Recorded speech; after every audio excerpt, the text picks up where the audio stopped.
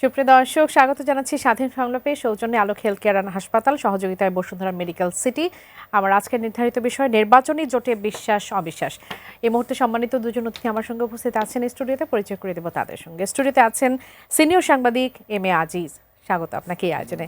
আছেন প্রকৌশলী মার্দিয়া মমতাজ, শিক্ষক, গবেষক ও রাজনৈতিক বিশ্লেষক, স্বাগত এই আয়োজনে। আজিজ ভাই, আপনার কাছে আসি। আগামী জাতীয় সংসদ নির্বাচনকে নিয়ে মোটামুটি দুটি মেরুকরণ তৈরি হয়ে গেছে, দুটি রাজনৈতিক বড় দল, তাদের মধ্যে আসন সমঝোতাকে নিয়ে নানা ধরনের পরিস্থিতি আমরা দেখতে পাচ্ছি। বিশেষ করে জোটের মধ্যে নানা ধরনের সংশয়, অবিশ্বাস তৈরি হয়ে গেছে, একেবারে স্পষ্টভাবে সেগুলো দেখতে পাচ্ছি। এরকম হওয়ার কারণটা কি? ধন্যবাদ আপনাকে। দুইটা, একটা বিএনপির নেতৃত্বে আর একটা বলবো জামাতের নেতৃত্বে।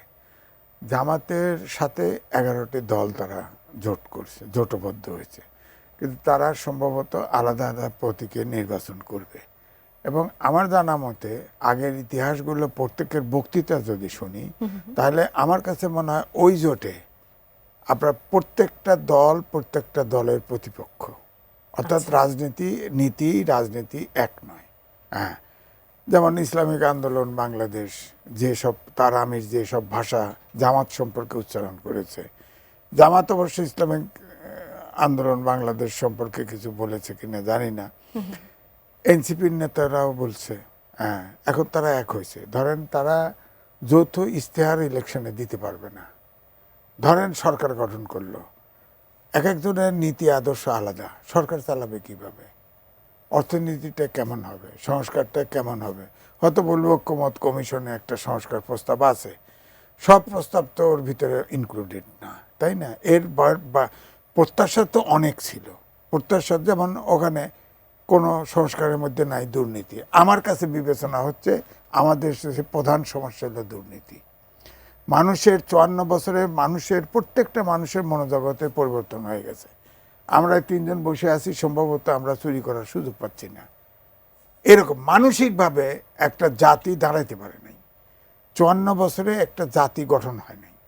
আপনি দেখেন এটার মূল কারণ। আর একটা সেকেন্ড থট হলো ধরেন শিক্ষা আমাদের দেশে ইংরেজি, বাংলা, আরবি, উর্দু, হিন্দি, কওমি মাদ্রাসা, আলিয়া মাদ্রাসা মিলে 12 প্রকার শিক্ষা ব্যবস্থা আছে এবং 12 প্রকার সব জায়গায় মাস্টার্স ডিগ্রি দেওয়া হয়। এই যে চিন্তার দিক থেকে 12 প্রকারের চিন্তা করে, যার ফলে কোনো জাতীয় ইস্যুতে আমরা একমত হতে পারি না। আপনি যেটা বললেন সংশয় সন্দেহ, এই কারণে আরো বেশি হয়, কারণ চিন্তার জগৎ ভিন্ন ভিন্ন, প্রত্যেকটা দলের চিন্তার জগৎ ভিন্ন ভিন্ন। এই জন্যে এখন যারা নির্বাচনে আছে তারা তো সব অভ্যুত্থানের শক্তি, এর ভিতরে তো বিরোধ থাকার কথা ছিল না, কিন্তু দ্বন্দ্ব সংঘাত কিন্তু দেখা যাচ্ছে। প্রতিযোগিতা বড় দুই দলের ভিতরে ধরেন যে দুইটা মেরুকরণ হয়েছে, দুইটাতে তো তুমুল প্রতিযোগিতা লেগে যাচ্ছে, কে জিতবে এরকম একটা অবস্থা। তাতে যা হোক এরকম, কিন্তু অভ্যুত্থানের শক্তি যদি এরকম দ্বিধাবিভক্ত থাকে, তাহলে তো ফ্যাসিস্ট তো নিশ্চয়ই ফাঁক দিয়ে নাক গলাবে, তো সুযোগ পাবে তো। সুতরাং আমি এই জন্য বলছি যে আপনি যেটা বলছেন নীতি আদর্শে, ধরেন বিএনপির সাথে ছোট ছোট বাম দলগুলো এক হয়েছে। বিএনপি একটা মধ্যপন্থা দল, তাই না? বাম দলগুলো যতই বলেন ওরা সমাজতন্ত্র চায়, ফাইনালি সমাজতন্ত্র চায়। পার্টি ছোট, অনেকেই আপনার দলের ভিতরে যোগদান করে ফেলছে, অনেকে যার যার প্রতীকে নির্বাচন করতেছে, ওখানে অনেকটা অলমোস্ট সেটেল আর কি ইস্যু। কিন্তু যে যারা দলে যোগদান করে ধানের শীষ নিয়ে নির্বাচন করতেছে, তারা কিন্তু তাদের পার্টিতে আর ফেরত যেতে পারবে না। কারণ আমাদের নিয়ম আছে যে কোনো দল বদল করলে তার পার্লামেন্টের সিট চলে যাবে, সিটের বাইরে চলে যাবে, এমপি থাকতে পারবে না। সুতরাং তারা কিন্তু জয়েন করছে মানে তাদের থাকতে হবে 5 বছর, আর বেরোতে পারবে না, বুঝছেন? কিন্তু যদি নিজস্ব প্রতীক নিয়ে নির্বাচন করে, যদি কেউ এমপি হয়, তাহলে কিন্তু তার স্বাধীন, সে তার পলিটিক্স করবে। সুতরাং দুটি অপশনই হাতে রাখছে জোটে যারা যুক্ত হচ্ছে। না 11 দল যেটা আছে যতটা সম্ভব প্রায় সব দলই আলাদা আলাদা প্রতীকে নির্বাচন করবে। কিন্তু বিএনপির সাথে যে দলগুলো যুক্ত হয়েছে তার অর্ধেক ধানের শীষে গেছে, অর্ধেক তার যার প্রতীকে। আমি একটু মার্দিয়া মমতাজ আপা আপনার কাছে একটু আসি, এই বিষয়টি নিয়ে কথা বলবো। তৃণমূল পর্যায়ে আমরা আসন ভাগাভাগি নিয়ে বা এই যে মানে মনোনয়ন দিয়ে আনি নানা ধরনের আমরা বিশৃঙ্খল অবস্থা দেখতে পাচ্ছি, বিশেষ করে বিএনপির দিকে যখন আমরা তাকাই সেখানে দেখেছি যে নানা ধরনের বিদ্রোহী প্রার্থীর সংখ্যা অনেক বেশি আমরা দেখতে পাচ্ছি। আবার জামাতের সঙ্গে যেমনটি বলছিলেন যে ইসলামী আন্দোলনের দ্বন্দ্ব প্রকাশ্যে এসেছে, সেটি নিয়ে আমরা সংবাদ দেখতে পাচ্ছি। আগামী নির্বাচনকে কেন্দ্র করে জোটের মধ্যে এরকম পরিস্থিতি আসলে কেন তৈরি হলো আপনার কি মনে হয়?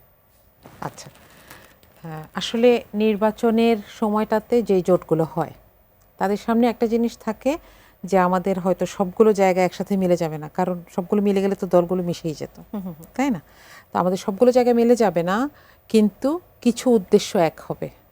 হ্যাঁ, এটা হয়তো আমরা ইশতেহার আসলে আরও দেখব। ভাই যৌথ ইশতেহারের কথা বলছিলেন, তো হয়তো এরকম দেখা যাবে যে সেখানে একটা বড় ধরনের ওভারল্যাপ আছে, যেগুলো কমন ইন্টারেস্ট তারা বাস্তবায়ন করতে চায়। ইশতেহার কি আসতে পারে, আপনি কি মনে করছেন? আমাদেরকে অপেক্ষা করতে হবে এটার জন্য আমার মনে হয়। তো কিন্তু এখানে একটা ব্যাপার হচ্ছে যে কে কাকে কিভাবে অ্যাকোমোডেট করছে, এখান থেকে কিন্তু আমাদের কিছু টেক আছে। যেমন ধরেন, আমি যদি ছাত্র অধিকার পরিষদের নুরুল হক নুরুর কথা বলি, যেখানে গণ অধিকার পরিষদের তাকে তার দল বহিষ্কার করলো, আবার একই সাথে ওই এলাকায় বিএনপির বিদ্রোহী প্রার্থীও বসে যাচ্ছেন না, যার কারণে মোটামুটি একটা কোণঠাসা হয়ে যাওয়ার মতন একটা অবস্থা। হ্যাঁ, এখন এইটাতে ছোট দলগুলোকে এভাবে মাতসান্নায়ের মতন এরকম গিলে ফেলছে নাকি নির্বাচন, এটা আমাদেরকে একটু বুঝতে হবে। কারণ ছোট দলগুলো অনেক কিছুকে ব্যালেন্স করে, তাই না? পরবর্তী সময়ে সমঝোতাকে ব্যালেন্স করে, হয়তো সরকার গঠনে সাহায্য করে। তো 11 দলের ক্ষেত্রে যেটা বলছেন, ফিকহি পার্থক্য ইসলামী দলগুলোর মধ্যে এখনও আছে, আগেও ছিল। ফিকহের বিষয়ে যে পার্থক্যগুলো, ইসলামের বিভিন্ন আন্ডারস্ট্যান্ডিংয়ের বিষয়ে, কিন্তু তারা কিন্তু আগেও দল করেছে। 2001 নির্বাচন আমরা দেখেছি যে 4 দলীয় ঐক্য জোটে 2টা বড় ইসলামী দল একসাথে ছিল। এবার আরও কিছু দল একসাথে এসেছে, কারণ তাদের কাছে কিছু কমন ইন্টারেস্ট নিশ্চয়ই এসেছে মনে হচ্ছে। তো এখন যদি তারা জোটের স্বার্থে একজন আরেকজনকে অ্যাকোমোডেট করে, সেটা একটা শেখার বিষয়। আরেকটা আমি বলবো যে এনসিপির মতন একটা নতুন দল, সেটা আসলে জোটকে কি দিতে পারবে, তার চাইতে বড় কথা হচ্ছে জোট তাকে অ্যাকোমোডেট করছে, এটার পেছনে একটা উদ্দেশ্য আছে। আমার মনে হয় জুলাই যোদ্ধাদেরকে অন্তত কিছু মানুষকে সংসদে পৌঁছে দেওয়ার একটা উদ্দেশ্য এখানে আছে। তো আমি এটাকে ভালো দৃষ্টিতে দেখতে চাই। ফিকের যে বললেন যে এর আগেও আসলে মত পার্থক্য ছিল এর আগের জোটগুলোতে, এবারে আসলে কোনটা বেশি প্রাধান্য পাচ্ছে? ধর্মীয় বিষয়টিকে বেশি প্রাধান্য দেওয়া হচ্ছে নাকি রাজনীতিটাকে বেশি প্রাধান্য দেওয়া হচ্ছে, নির্বাচনী বিষয়টাকে বেশি প্রাধান্য দেওয়া হচ্ছে? দেখেন, ইসলামকে যখন আমরা কনসিডার করি, ধর্ম আর রাজনীতি কিন্তু দুইটা জিনিস না। একজন ধর্মীয় রাজনীতি করার মানে হচ্ছে সে ধর্মের লেন্স দিয়ে মানুষের সমস্যাগুলোকে সমাধান করার চেষ্টা করছে, এটাই তো রাজনীতি, রাইট? তো সেখানে এই দলগুলো, বিশেষ করে জামাত ছাড়া বাকি দলগুলো কিছুটা কি বলবো, নির্দিষ্ট কিছু গণ্ডির মধ্যে ছিল। তারা এবার পাবলিক প্লেসে আসছে, জনপরিসরে এসে নিজেদের সমর্থন খুঁজছে, জামাত সেখানে সহায়তা দিচ্ছে। তো এখানে বলা যায় যে এখানে একটা অ্যাকোমোডেশনের একটা ব্যাপার আছে। তো আমার মনে হয় এটা বাংলাদেশের জন্য একটা ভালো চিহ্ন, কারণ আমরা দেখছি যে এটার কারণে একটা জিনিস শুরু হচ্ছে, তাই না? যে অনেক মতপার্থক্য থাকতে পারে, জাস্ট কমন জিনিসগুলোকে আমরা টেবিলে রাখছি এবং সেগুলোর ভিত্তিতে একত্রিত হচ্ছি। That can be a very good sign. আগামীকাল জামাত আসলে কয়টি আসন ছাড়ছে জোটের জন্য, সেটি আসলে জানা যাবে। একটু ধারণা দিতে পারেন কিনা? একটা রাফ, আমি মনে হয় একটু আগে দেখে আসলাম, 100 প্লাস সামথিং, 100 প্লাস সামথিং মনে হয়। ওকে ভাইয়া, একটু ভিন্ন প্রসঙ্গ নিয়েও একটু কথা বলতে চাই। মোস্তাফিজ ইস্যুটি যেহেতু আমার শিরোনামের প্রথমে ছিল, সেটা নিয়ে একটু আসতেই চাই। এটি নিয়ে আমাদের আজকে যিনি ক্রীড়া উপদেষ্টা আছেন, তিনি এক ধরনের মন্তব্য করেছিলেন। তার প্রেক্ষিতে আবার আমাদের যিনি প্রেসের যিনি একজন আছেন, প্রেস সেক্রেটারি একজন আছেন, তিনি আবার বলেছেন যে এটি আসলে আনুষ্ঠানিক কোনো মন্তব্য নয়, আমরা নতুন ভেন্যুর জন্য সিদ্ধান্তের অপেক্ষায় বসে আছি। কিন্তু যখন একজন উপদেষ্টা একটা কথা বলে, সেটা কিন্তু আমাদের জন্য দায়িত্ব নেই, তো সেই কথাটা তিনি বলছেন। এই দুটি কথার মধ্যে তফাৎটা কেন আসলে? তফাৎ হচ্ছে যে আসিফ নজরুল সাহেব উপদেষ্টা, এটা সরকারের বক্তব্য হওয়া উচিত ছিল, সরকারের মানে রাষ্ট্রের বক্তব্য হওয়া উচিত ছিল। কিন্তু তার কথা কিন্তু আপনার বিসিবির থেকে নাকচ করে দেওয়া হয়েছে, এটা বিসিবির বক্তব্য নয়। অর্থাৎ তার বক্তব্য, আমার বক্তব্য একটাই, সাকিব আল হাসান, তাকে বিদেশে থেকে খুনের মামলা দেওয়া হয়েছিল না? তখন উনি মুখ খোলেন নাই কেন? এখন মুখ খুলতেছেন ওখানে ভেন্যু ভারত চাইতেছে যে হ্যাঁ আমাদের তো অবশ্যই ভারতের যে আচরণ সেটা আমাদের কাছে গ্রহণযোগ্য নয়, কিন্তু এতটা বাড়াবাড়িটা কেন? নেগোশিয়েট করার জায়গাটা রাখবে না কেন? আমার বক্তব্য এটা। ধরেন তারা ভারত তো উগ্র হিন্দুত্ববাদী আছে, অনেক জায়গায় ডেমনস্ট্রেশন করতেছে, আমরা তো এটা কিছু আছে, কিন্তু যখন সরকারের অবস্থান থেকে এইভাবে ধরেন ওখানে বিসিপি তো চালায়, তো আলাদা আছে না, স্বাধীন প্রতিষ্ঠান আছে না অনেকটা, উনি উপদেষ্টা ওইটার, উনি একবারায় এত কথা বলে কেন? উনি তো বলছে এরা কোনোভাবেই হবে না, সাথে সাথে নাকচ করে দিলেন। খেলাধুলার মধ্যে কি রাজনীতির ছায়াটা প্রকটভাবে পড়তে যাচ্ছে, এরকম সম্ভাবনা দেখেন কিনা? না, আমি রাজনীতির ছায়াটা আমি দেখছি না, কারণ এখানে হচ্ছে কি ভারত তো রাষ্ট্রীয়ভাবে এটার কোনো নাকচ করে নাই, ওটা হিন্দুত্ববাদী, এরা তো আমি বরাবরই বলি ভারত তো আর সেকুলার রাজনীতি নাই, বিজেপি উগ্র হিন্দুত্ববাদী রাজনৈতিক দল, তারা এটা বাংলাদেশ সম্পর্কে ধারণা একটা বিরূপ ধারণা, ওখানে গণমাধ্যম, ওখানে রাজনৈতিক দল বাংলাদেশ সম্পর্কে তুমুল সমালোচনা করে, তারা তো সবসময় বড় ভাই সুলভ আচরণ করে। আর আমরা চাই যে আমরা স্বাধীন দেশ, আমাদের ন্যায্য পাওনাটা তারা দেখ, তারা কোনটা করে না বলেন? আমাদের ন্যায্য পাওনা 30টা চুক্তি এবং সমঝোতা স্বাক্ষর করেছে শেখ হাসিনা, একটাও বাংলাদেশের অনুকূলে নয়। আসিফ নজরুল সাহেব এত শক্ত করে কথা বলতেছে, একটা চুক্তি রিভিউ করছে, সব তো ভারতের অনুকূলে, আসল জায়গায় তো নাই। এটা সকল পপুলারিটি নেওয়ার তো ব্যাপার না। আপনি খেলতে যাবেন না, আপনি ভেন্যু চেঞ্জ করে অন্য শ্রীলঙ্কা যাবেন, অন্য জায়গায় যাবেন, ঠিক আছে, যেখানে নিরাপত্তা পান একটা নেগোশিয়েট করেন, যায়েন না, কিন্তু এভাবে তর্জন গর্জন করে কথা বলার তো দরকার নেই। প্রতিবেশী ধাক্কা দিলে তো সরাই দিতে পারবো না, প্রতিবেশীর সাথে সহাবস্থান করতে হবে। আমরা অবশ্যই আমাদের দাবির ব্যাপারে অনড় থাকব, কিন্তু ভাষাটা অবশ্যই, তার ভাষাটা দেখছেন কত মনে হয় পারলে মারে আর কি মোদিরে, এরকম একটা ভাব, এতটা হওয়া উচিত নয় প্রতিবেশী আমি দেশের একটু সাথে। এবার একটু একটা সমীক্ষা নিয়ে একটু কথা বলতে চাই, একটা জরিপ নিয়ে কথা বলতে চাই। আজকের একটি জরিপ প্রকাশিত হয়েছে, সেটি প্রকাশ করেছে projection BD, International Institute of Law and Diplomacy, Jagoron foundation এবং ন্যারেটিভ নামে 4টা প্রতিষ্ঠান যৌথ উদ্যোগে এই জনমত জরিপটা করা হয়েছে, যেখানে বলা হচ্ছে যে ভোটারদের 34%-এর মত বিএনপিকে আসলে তারা ভোট দিতে চায় এবং 33% ভোট দিতে চায় জামায়াতকে, অর্থাৎ ডিফারেন্সটা হচ্ছে 1%। বিগত সময়ে আমরা কিন্তু বিভিন্ন জরিপ দেখেছি, সেখানে কিন্তু তফাৎটা অনেক বেশি ছিল। এখন কি তফাৎটা কমে আসার আসলে কারণটা কি বলে মনে করছেন, বা জরিপে আপনি বিশ্বাস করেন কত? এর আগের কথা বলে নেই, এর ভিতরে প্রায় 30-এর কাছাকাছি আছে, কোনো কমেন্ট করে নাই, তারা সিদ্ধান্তই নেয় নাই। প্রায় 3.25 কোটি কোনো সিদ্ধান্ত জানায়। তো তাহলে 13 কোটি। তাদের ভোটটাই কিন্তু ডিটারমিনিং ফ্যাক্টর, কে জিতবে। এই এখন আপনাকে আমি বলি 2001 সালে আপনি তো মিডিয়ায় ছিলেন, পৃথিবীর কোনো জরিপ বলে নাই বিএনপি জিতবে, পৃথিবীর কোনো জরিপ বলে নাই, এবং দেশীয় আগে পত্রিকাগুলি টেলিভিশনগুলো জরিপ রিপোর্ট করতো, কোনো জরিপে বিএনপি সরকার গঠন করবে আসেই নেই, আওয়ামী লীগ করবে, এবং সব বিদেশি শক্তি আওয়ামী লীগের শেখ হাসিনার সাথে দেখা সাক্ষাৎ করে এরকম, কিন্তু দেখা গেল বেরসিক জনগণ গোপনে ভোট দিয়ে বিএনপির ক্ষমতায় দিয়ে দিচ্ছে। হ্যাঁ, আসলে তফাৎটা অনেক বেশি ছিল তখন, যদিও জরিপটা বলছিল খুবই কম, পয়েন্ট সামথিং আসলে তফাৎ ছিল, কিন্তু আসন ছিল বিএনপির 193টা, আওয়ামী লীগের 62টা। তাহলে এহেন কি জরিপ, 70%-এর আগে একবার জরিপ বের হলো না কয়েকদিন আগে, আবার এখন এসে নেক টু নেক, তাহলে কোনটা বিশ্বাস করবো আমি বলেন? আমার কথা হচ্ছে জরিপ ওখানে ডিটারমিনিং ফ্যাক্টর হলো প্রায় 30%, তারা মন্তব্যই করে নাই, তারা ডিসিশনই নেয় নাই, ওরা যেদিকে হেলবে, মেজরিটি হেলবে, তারা জিতবে। হ্যাঁ, যদি আমি এইটার জরিপের কথাই বলি। আর আমি মনে করি যে দেখেন, ইলেকশন যত ঘনাবে মানুষ কিন্তু একদিকে ঝোঁকে, আপনি বাংলাদেশের মানুষ দেখেন খেয়াল করে, বলবে যে অমুকে সরকার গঠন করবে, ওরে ভোট দিয়ে লাভ কি? এরকম অনেক ভোটার আছে, সাধারণ লোকজন, যে সরকার গঠন করবে ওইদিকে ভোট কিন্তু চলে যায় অনেক সময়, ইমোশনাল ভোট কিছু আছে। তো এই জন্য আমি বলি জরিপ ঠিক আছে, একটা ফার্স্ট টাইম একটা পাওয়া যায়, কিন্তু তবে এটা সবসময় বিশ্বাস করা কঠিন। আমি একটু আপনার কাছ থেকে, মমতাজ আপনার কাছ থেকে একটু শুনতে চাইবো যে জরিপ নিয়ে আপনার মন্তব্য আসলে কি? জি, জরিপ আসলে কোনো ডিসাইসিভ জিনিস না, সোজা কথা। কারণ কোথায় আপনার কোটি কোটি ভোটার এবং এখানে সাইজ ছিল হচ্ছে মাত্র 22,000। 22,000 মানুষের থেকে তাও স্যাম্পলিং কিভাবে করা হয়েছে এটা আর একটু ডিটেল দেখতে হবে।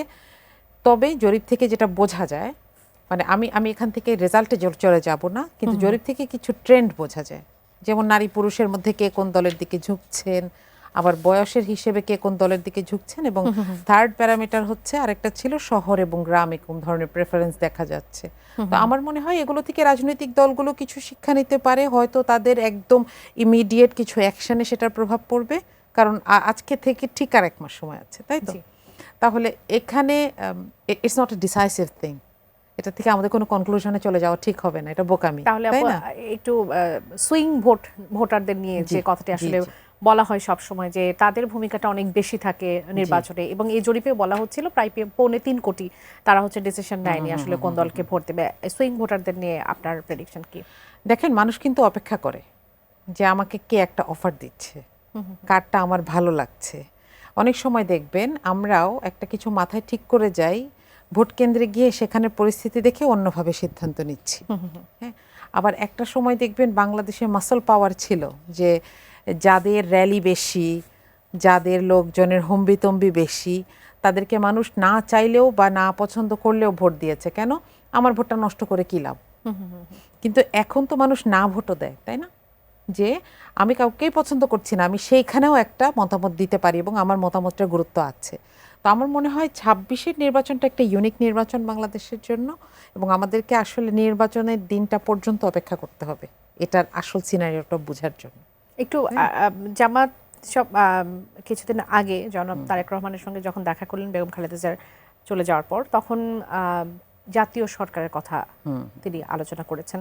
সেই বিষয়টির প্রেক্ষিতে বিএনপির পক্ষ থেকে আমরা যে ধরনের মন্তব্য পেয়েছি বা কথা শুনেছি, সেটা হচ্ছে যে তারা বলছেন যে ঐক্যমত্যের সরকারের কথা।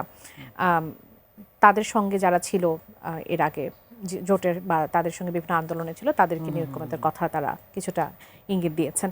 আপনার কাছে একটু জানতে চাইবি এই দুটোর মধ্যে কোনো যোগসূত্র আছে কিনা, জাতীয় সরকার এবং ঐক্যমত্যের সরকার, বা খুব বেশি তফাৎও দেখতে পান কিনা? জি জি, এখানে আসলে এগুলো সাংবিধানিক কিছু পার্থক্য আছে, জাতীয় সরকার বলেন, ঐক্যমত্যের সরকার বলেন।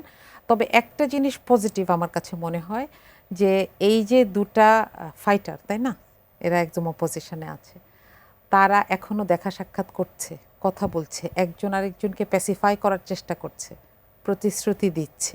এটা একটা গুড সাইন। এবং আমার কাছে একটা জিনিস সব সময় মনে হয়, যে কিছু ভোটের মাঠে দেখবেন কিছু নোংরা খেলা আছে, হ্যাঁ, কিছু কাদা ছোড়াছড়ি আছে। এগুলোর আলটিমেট রেজাল্ট আসলে কি? আমি হয়তো কাদা ছোড়াছড়ি করে আরেকজনের ভোট কমাইতে পারবো, কিন্তু সেটা এসে আমার ঝুলিতে ভরবে কিনা আমার কাছে কিন্তু সেটার কোনো সিওরিটি নাই। সেক্ষেত্রে এই যে সমঝোতার টোনটা, এটাতে বরং আমাদের জন্য কনস্ট্রাকটিভ জিনিস বেশি, কারণ ভোটের সাথে সাথে বা ভোটের রেজাল্টের সাথে সাথেই কিন্তু সিনারিওটা শেষ না। আপনি জানেন বাংলাদেশে ভোটের দিন রাতেই, মানে ভোট যেদিন শেষ হয় সেদিন রাতেই সহিংসতা হয়, পরের দিন সকালেই অনেকে ঘরে বাড়িতে থাকতে পারেন না। তো এই কথাগুলোর মাধ্যমে যদি নেতাকর্মীদের কাছে এই ট্রেন্ডটা যায়, এই মেসেজটা যায় যে আমরা আসলে ফাইট করছি না, আমরা একসাথে কাজ করব, what ever the result is, তাহলে এটা একটা ভালো চিহ্ন। এবং আমার মনে হয় এটা আরও এক্সপ্লিসিটলি বলা উচিত। আমার মনে হয় ভোটের দিনগুলো আরও কাছে আসলে, এই যে আমরা একজন আরেকজনের শত্রু না, দেখেন যেই জিতে যাচ্ছে জুলাই জিতে যাচ্ছে, তাই না? তাহলে এইটা যত বেশি বলা হবে, আমার মনে হয় এখানে আপনাদেরও ভূমিকা আছে, আপনারাও এই কথাগুলো বলা উচিত, তাহলে আমাদের লসগুলো কমে আসবে। আমার মনে হয় যে 24-এর পরে আর একটা মানুষও যেন আমরা না হারাই, আর এক ফোঁটা রক্ত দর্শক যেন না আছেন, তারা একটু কথা বলতে চান। দর্শক স্বাগত জানাই, কে বলছেন, কোথা থেকে বলছেন, আপনার প্রশ্নটি করবেন। হ্যালো, জি, আপনাকে শুনতে পাচ্ছি, প্রশ্নটি করবেন। এই যে জাতীয় পার্টি খালি দোষর দোষর, সবাই তো, আমরা তো টিভির পর্দায় দেখতেছি দোষর, তো আমরা তো দেখতেছি সবাই দোষর, খালি জাতীয় পার্টি দোষর। আমার প্রশ্ন হলো এটা। আপনাকে ধন্যবাদ, আপনার প্রশ্নটি পেয়েছি। আরো একজন দর্শক আছেন, তার প্রশ্নটি নিয়ে দিচ্ছি। দর্শক স্বাগত জানাই, কে বলছেন, কোথা থেকে বলছেন, আপনার প্রশ্নটি করবেন। হ্যালো, আসসালামু আলাইকুম। জি, ওয়ালাইকুম সালাম। আমি আব্দুল ওহাব মন্ডল রাজবাড়ি থেকে বলছিলাম। বলবেন।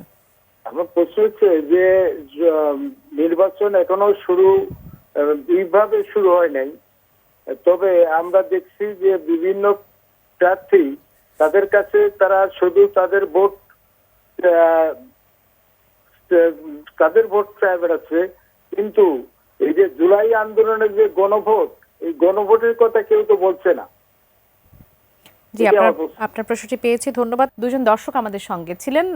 প্রথম দর্শক যিনি ছিলেন তিনি প্রশ্ন করেছেন যে জাতীয় পার্টিকে শুধুমাত্র দোসর বলা হয়, দোসর তো শুধু জাতীয় পার্টি না, দোসর তো আরো আছে, তাদেরকে নিয়ে কেন বলা হয় না? দেখেন, অনেকগুলো এক্সপোজ দোসর আর অনেক হইল বাতনি, জাহিরি আর বাতনি আছে না। জাতীয় পার্টি একটা পার্টি যে হাসিনাকে ফেসিস্ট করার সহযোগিতা করছে, কারণ তারা মন্ত্রীও ছিল, অপোজিশনও ছিল, এরকম খেলাখেলি করছে। কেউ যদি বলে সে ফেসিবাদের দোসর ফেসিবাদ বলে নাই, কিন্তু দোসর সহযোগী, এটা তো বলতেই পারে, তার মুখ আটকাতে পারবেন না। কারণ অভিনব পৃথিবীতে এই নজির পাবেন কিনা সন্দেহ যে একটি পার্টি তাকে অপোজিশন বানানো হয়, সরকারি দল অপোজিশন বানায় নেয়, পদ দিয়ে পাশ করায়া বানায় নেয়, আবার তারা অর্ধেক থাকে মন্ত্রী, অর্ধেক থাকে বিরোধী দল। এরকম পৃথিবীতে কোনো দল আছে আমার জানা নেই। সুতরাং এই যদি কেউ এটা বলে তার সেটা অমূলক হবে না বলে মনে করছেন। মমতাজ আপা, আপনার কাছে আসি। আমাদের দ্বিতীয় দর্শক যিনি ছিলেন আব্দুল ওহাব মন্ডল রাজবাড়ী থেকে, তিনি বলেছেন যে প্রার্থীরা এ সময় আসলে নির্বাচনকে কেন্দ্র করে নিজেদের ভোট চাইছেন, কিন্তু গণভোটের জন্য যে ভোট চাওয়ার কথা সেটি কিন্তু তারা চাইছেন না। সেটা নিয়ে কি বলতে চাইবেন? জি, আমি আসলে জানি না উনি কোনো নির্দিষ্ট দলকে টার্গেট করে বলেছেন কিনা, কারণ 11 দলীয় জোটের ব্যাপারে কথা বলছে, তাদের প্রচারণা আছে, তাদের বিভিন্ন গানগুলো আছে, তাদের পেজেও কথা বলা হচ্ছে এবং তারা মাঠে ময়দানে এই কথাগুলো বলছেন। বিএনপির পক্ষে আমি আজকে এখানে আসার আগে একজনের একটা বক্তব্য শুনলাম, উনি বলছেন যে হ্যাঁ ভোট জিতে গেলে ইয়ে করতে হবে, সংবিধান থেকে বিসমিল্লাহ বাদ চলে যাবে, যার কারণে আপনারা সবাই না ভোট দিবেন, এবং কেউই খুব এক্সপ্লিসিটলি হ্যাঁ ভোট দেবেন এটা বলছেন না। তো এখানে হয়তো তাদের যে নোট অফ ডিসেন্টগুলো ছিল সেগুলোকে হাইলাইট করার তাদের একটা উদ্দেশ্য আছে, কারণ না ভোট জিতে গেলেও জুলাই সনদ বাস্তবায়ন হবে, কিন্তু উইথ দোজ নোট অফ ডিসেন্টস, যে তারা যদি গভর্নমেন্টে আসেন তাহলে তাদের উপর ওই বাধ্যবাধকতাটা থাকবে না, তারা নিজেদের নোট অফ ডিসেন্টগুলোকে এড়িয়ে যেতে পারবে। তো এটা আমার কাছে মনে হয় বিএনপির জন্য, বা এটা যদি যে কোনো দলই করে থাকে তাদের জন্য এটা একটা আত্মঘাতী সিদ্ধান্ত হবে। বিএনপির সেন্ট্রাল যারা আছেন, যারা কেন্দ্রীয় নেতৃবৃন্দ আছে, তাদের পক্ষ থেকে তো বারবারই বলা হচ্ছে যে হ্যাঁ ভোট হবে, কিন্তু না, আবার তৃণমূলের ক্ষেত্রে স্পষ্ট করে বলা হচ্ছে না। তারেক রহমান নিজেও বলেছেন না ভোটের পক্ষে কথা বলার তো যৌক্তিকতা নাই, এইভাবে কথা বলছেন। হ্যাঁ, তো আমার মনে হয় কথাগুলো হয়তো সামনের সময়টাতে আরো স্পষ্ট করে আসবে, কিন্তু এখানে এটা যে দলই এটা করে থাকুক, তারা যদি উদ্দেশ্যমূলকভাবে করে অথবা পরিষ্কারভাবে এটা না বলে, তাহলে কিন্তু দেশের মানুষের কাছে এখানে একটা সন্দেহের জায়গা চলে আসবে যে তাহলে কি তারা জুলাই সনদের সাথে নিজেদেরকে অ্যালাইন করতে পারছে না। আপনার জুলাই সনদের কথা আপনি কিছুক্ষণ আগেও বলছিলেন যে জুলাই সনদ যেই দলে জিতে আসুক না কেন জুলাই সনদ জিতে আসবে, কিন্তু দলগুলো যে জুলাই সনদ ধরলাম যে হ্যাঁ ভোট জয়যুক্ত হলো, তারা যে আসলে বাস্তবায়ন করবে এটা নিশ্চয়তা আমরা কোথায় পাবো? আমরা জামাতের উদাহরণ দিয়ে আমি বলছি, জামাত জুলাই সনদের তো এই অংশটুকু ছিল যে নারীদের মনোনয়ন দেওয়া হবে, সেটা তো জামাতের পক্ষ থেকে দেওয়া হয়নি। তাহলে এটা নিশ্চিত হবো কি করে যে হ্যাঁ ভোট জয়যুক্ত যেই দলই আসুক না কেন তারা জুলাই সনদকে আসলে তারা মেনটেন করবে বা বাস্তবায়ন করবে? জি, দেখেন, এখানে নির্বাচনের আগে আমরা 26-এর নির্বাচনটা খুব রিস্কি একটা জায়গায় দাঁড়িয়ে আছে। বিএনপির মতন একটা ঐতিহ্যবাহী এবং পুরনো দলও কিন্তু এখানে 5% মানতে পারছে না, তাই না? এটা বাস্তবতা। তারা মোটামুটি 3.4% সেখানে জামাত একজনকেও দেয়নি, হয়তো সেটার প্রস্তুতি নেবে দল হিসেবে আমি বলবো, কিন্তু বাকি দিকগুলো এটা তো হচ্ছে দলের ভেতরকার জিনিস, যেটা একটা ম্যানিফেস্টেশন যে হ্যাঁ আমরা নারীদেরকেও সমানভাবে সামনে এগিয়ে নিয়ে আসছি। তারা কিন্তু জোর দিয়ে হ্যাঁ ভোটটার দিকে, আপনি যে কিছুক্ষণ আগেও বলছিলেন যে জামাত কিন্তু স্পষ্টভাবেই তারা হ্যাঁ ভোটের জন্য ভোট চাইছে, অর্থাৎ জুলাই সনদকে তারা স্পষ্টভাবে জয়ী করতে চাচ্ছে, কিন্তু তাহলে শুরুতেই যে লঙ্ঘনটা হলো সেটি আসলে কি বার্তা দেয়? না, এটা আসলে আমি বলবো যে এইটা পুরোটার প্রতি তাদের যে আন্তরিকতা সেটার হিসেবে এই একটাকে দিয়ে আমি পুরোটা পারফরমেন্সকে মেজার করতে চাই না। এটা এখানে অনেকগুলো ব্যাপার আছে, এখানে নিরাপত্তার ইস্যু আছে, এখানে অভিজ্ঞতার ব্যাপার আছে, তৃণমূল থেকে মহিলাদেরকে উঠে নিয়ে আসার ব্যাপার আছে। এটাতে যদি একটা দল সময় নিতে চায় আমি বলবো যে তারা সরাসরি না করেছে কিনা, না করেনি, অর্থাৎ তারা প্রস্তুত নয় সম্মতি বলে আপনি মনে দিয়েছে। করছেন? জি, আমার মনে হয় সেখানে বরং প্রস্তুতির অভাব আছে, এটা অসম্মতির কোনো বিষয় নয়।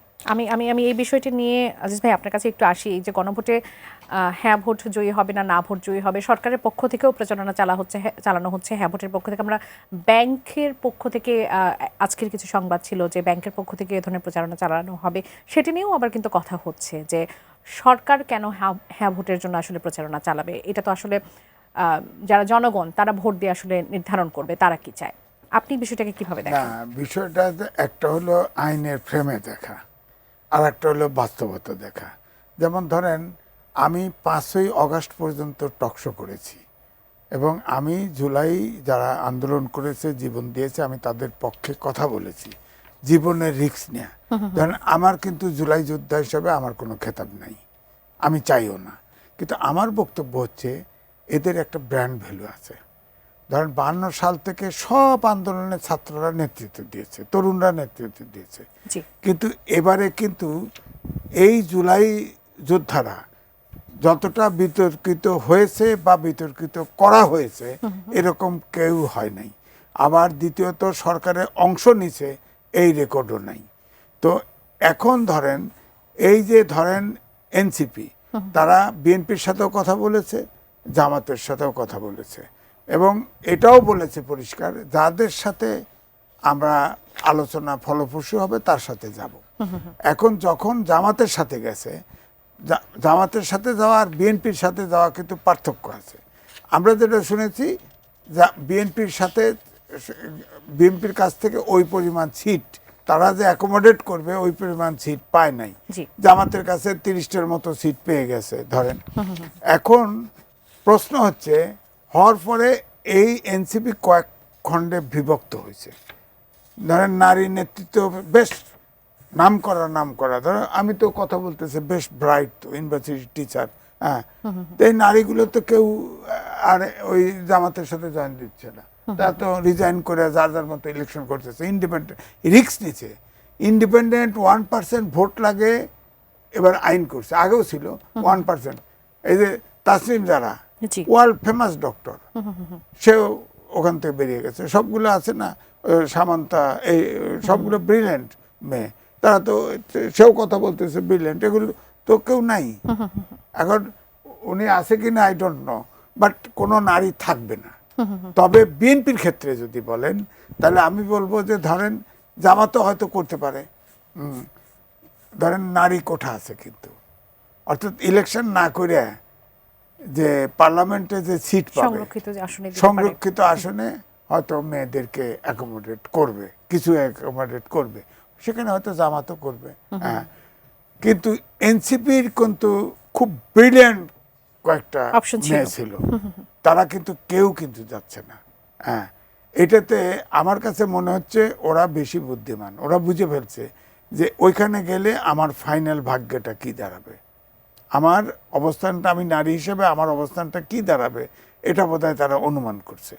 এই জন্য নারীরা কেউ যায় নাই। কিন্তু অন্যরা এখন একটা গ্রুপ আছে মাঝখানে, আর রেজিগনেশনের সংখ্যা কিন্তু বাড়তেছে, আস্তে আস্তে বাড়তেছে, কমতেছে না। সুতরাং আমার বক্তব্য হলো এই অভ্যুত্থানের শক্তিটা থাকা উচিত ছিল। ধরেন 3 জন উপদেষ্টা ছিল, তারা তো ফাইনালি এনসিপিতে এসছে, তো তারা ফাইনালি, আর 2 জন তো যারা শেষ পর্যন্ত ছিল তারাও ছিল না। তারা ধরেন এবার নির্বাচন নাইবে করতো, আরো 2বার নির্বাচন নাইবে করতো, একটা দল হিসেবে দাঁড় করতো সময় নিয়ে। একটা, আমরা তো এই ধরেন আমরা যারা ধরেন সিনিয়র সিটিজেন, আমরা তো 54 বছরে বঞ্চিত। 71-এ মুক্তিযুদ্ধ করছি, প্রত্যাশা পূরণ হয় নাই। 90 আন্দোলন করছি স্বৈরের বিরুদ্ধে, প্রত্যাশা পূরণ হয় নাই। এবারে তো জুলাইতে আমরা প্রত্যাশা আশা করছিলাম যে এবারে প্রত্যাশা হয়তো পূরণ হবে, কিছু তো হলো না। এই শক্তিটা তো থাকলো না। আমার কাছে তো মনে হচ্ছে যে এই শক্তিটা ফাইনালি থাকবে না। এই শক্তিটা দেখবেন কিছু বিলীন হয়ে যাবে জামাতের ভিতরে। জামাত এমন পার্টি, দেখেন আওয়ামী লীগের সাথে একবার আন্দোলন করছে, এর সময়ে দেখেন ঢাকা ইউনিভার্সিটিতে কোনো শিবির দেখছেন? শেখ হাসিনা না পারলে শিবির পাইতেন না। সব ওই হেলমেট বাহিনী, ছাত্রলীগ হয়ে থাকতো, তাই না? বিএনপি বহু যুগ ধরে জামাতের সাথে ছিল, বিএনপিতে অনেকে বলে 10%, অনেক বলে 20%, এমনকি রাশিয়ার লেনিনের বিপ্লবের মতো মনে করে যে যখন জামাত ইসলামিক বিপ্লব ঘটায় দিবে তখন দেখা যায় যে বিএনপি বলে কিছু নাই, সব জামাতি হয়ে গেছে, এরকম ভাবে। তো গুপ্ত জামাত তো বিএনপির ভিতরে আছে তো।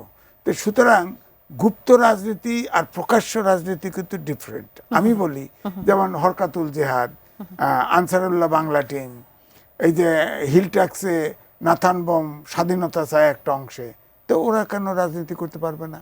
গুপ্ত রাজনীতি যদি আপনি গণতান্ত্রিক রাজনীতিতে নির্বাচনে যদি গুপ্ত রাজনীতি চলে, তাহলে ওরাও ওদেরকে ছেড়ে দেন। এটা তো হয় না। গুপ্ত রাজনীতি আমার মনে হয় প্রকাশ্যে রাজনীতি অ্যালাউ করা উচিত বলে মনে করছেন। আপা, আপনার কাছে আসি। নির্বাচনের আগে মাঠ প্রশাসনে একটা কর্মকর্তাদের রদবদলের জন্য লটারির কথা বলেছিল জামায়াতে ইসলামী। লটারিটা হয়েছে এবং এখন জামায়াতে ইসলামী যেটি বলছে যে যেসব লটারিতে যেসব পুলিশ সুপার নিয়োগ পেয়েছে তাদের সরানোর কথা তারা বলছে এবং প্রশাসকদের ডিসিদের পরিবর্তনের দাবিও জানানো হচ্ছে। আপনার কি মনে হয় নির্বাচনের আগে এটা করাটা আসলে কতটা জরুরি, বা এটি করলে তখন লেভেল প্লেইং ফিল্ড বা যে সংশয়টা কাজ করছে সেটাই নিশ্চিত হবে কিনা? আচ্ছা, আমার অবশ্য জানা নাই যে এরকম একটা দাবি করেছে কিনা। আবার তো এটা আসলে রদবদলটা হলো ঠিক নির্বাচন কমিশন তফসিল দেওয়ার আগে। নিয়মটা হচ্ছে যে এটা হবে নির্বাচন কমিশন দায়িত্ব নেওয়ার পরে। হ্যাঁ, হয়তো সেটাকেই অ্যাড্রেস করেছে, আমি ঠিক বলতে পারছি না। তবে এখানে একটা ইস্যু হচ্ছে যে এখানে কিন্তু ওই যে রদবদলের উপরেই আছে, রিক্রুটমেন্টও নাই, আবার ছাঁটাইও নাই। আচ্ছা, মানে যারা আছে তাদেরকে বিভিন্ন জায়গায়, এবং এরাই হচ্ছে 24-এ আমাদের দেশের মানুষের দিকে গুলি তুলেছে, খুন করেছে। হ্যাঁ, তো এখানে আসলে এই ধরনের রদবদল দিয়ে কিছু হয়তো খুব বেশি পরিবর্তন আমরা আশা করতে পারছি না, এবং এই শঙ্কাটা থেকেই যাচ্ছে। আমার মনে হয় রাজনৈতিক দলগুলো এ ব্যাপারে একমত হয়ে নির্বাচন কমিশনকে বাধ্য করা উচিত যে এখানে একটা বিকল্প ব্যবস্থা করা উচিত। হ্যাঁ, এই সময়ের মধ্যে রিক্রুটমেন্ট আসলে কিভাবে সম্ভব আমি আসলে জানি না, এটা সম্ভব না। এটার ব্যাপারে আরো আগেই সতর্ক হওয়া দরকার ছিল। তো কেবলমাত্র রদ বদলে আমার মনে হয় না এখানে খুব বেশি মেকানিজম পরিবর্তন আসবে বলে মনে করছেন। অসংখ্য ধন্যবাদ আজিজ ভাই। আইন শৃঙ্খলা পরিস্থিতি নিয়ে একটু কথা বলি। নির্বাচন কমিশন বলছে যে আইন শৃঙ্খলা পরিস্থিতি এখন পর্যন্ত যথেষ্ট ভালো আছে, এবং কিছুদিন আগে একজন উপদেষ্টা বলছিলেন যে আইন শৃঙ্খলা পরিস্থিতি মোটেও ভালো নেই। এর মধ্যে আমরা রাজনীতিবিদ থেকে শুরু করে যারা মনোনয়ন পেয়েছেন তাদের উপর আক্রমণ করতে দেখেছি, তারা গুলি করে মেরে ফেলা হয়েছে এমন ঘটনা দেখেছি। ব্যবসায়ী থেকে শুরু করে প্রতিনিয়ত এই ঘটনাটা ঘটছে। আপনার কাছে আসলে আইন শৃঙ্খলা পরিস্থিতিটা কেমন, এখন নির্বাচনের জন্য উপযুক্ত কিনা? না, এখন উপযুক্ত না। আর অভ্যুত্থানের শক্তিগুলোর ভিতরে আন্ডারস্ট্যান্ডিং এর গ্যাপ আছে। সুতরাং নির্বাচন নিরপেক্ষ করতে চাইলে এটা কিন্তু হতে হবে। এখন ধরেন উদাহরণস্বরূপ বলি যে জামাত সত্যি দাবি করেছিল এবং তার কথা শুনে লটারি করে, এটা একটা অভিনব জাতীয় পার্টির মতো লটারি করে কোনো অফিসার চেঞ্জ হয়? বলেন তো দেখি, এটা কোনো কথা? প্রশাসন ক্যাডারে একটি ক্যাডার, এর বাইরে 25টা ক্যাডার আছে। আপনার সেখান থেকে বেছে এতদিন বেছে ওই জাহাঙ্গীরনগর ইউনিভার্সিটিতে পেটে 7 দিনের ওরিয়েন্টেশন ট্রেনিং দিলে তো ডিসি বানানো যায়। আপনার সুপিরিয়র সার্ভিস দিয়ে অ্যাকোমোডেট করলেন না কেন? এটা কি ডিসিওতে আইনস্টাইন লাগে? এখানে বরাদ্দ, ওখানে সাইন, এখানে ক্লারিক্যাল ওয়ার্ক, এটা পাতা। যে কোনো লোক, ধরেন আমি রিপোর্টার্স ইউনিটি আমাদের এখানে বিরাট সংখ্যক, ওটার ইলেকশন কমিশনের কোনো কমপ্লেন নাই তো, কোনো কমপ্লেন নাই তো। অর্থাৎ এটি নিয়ে একটা বড় ইস্যু হতে পারে কিনা নির্বাচনের পর, যে তখন আসলে এই রদবদলটা প্রয়োজন ছিল কিন্তু সেটা প্রশাসন করেনি, সেটা নিয়ে ইস্যু দাঁড়াতে পারে কিনা? না, ইস্যু এখন করতেছে এটা মাইলেজ পাওয়ার জন্য। আমার তো মনে হয় এটা সম্ভব না। যেটা আগে হয় নাই সেটা এখন আর সম্ভব না।